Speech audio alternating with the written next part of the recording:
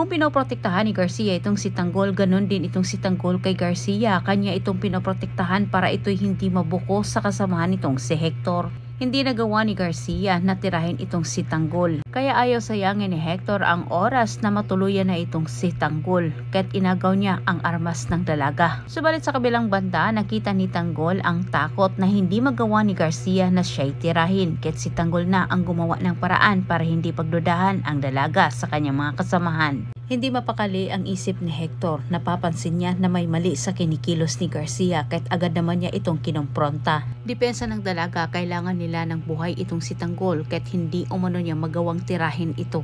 Sa kapalpakan ni Hector, si Garcia ang kanyang sinisisi dahil meron siyang gustong mapatunayan dito kay Rigor. Hindi mapapantayan ang sobrang pasasalamat ni Julio dito kay Tanggol at Ramon. Ginawa nila ang lahat para siya'y mailigtas.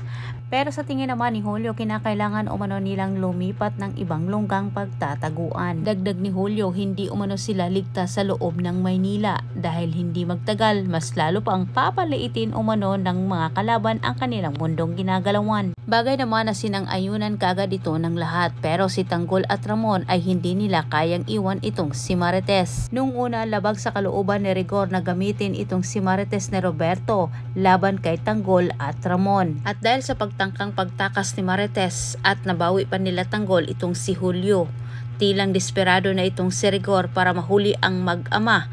Gagamitin na niya itong si Marites.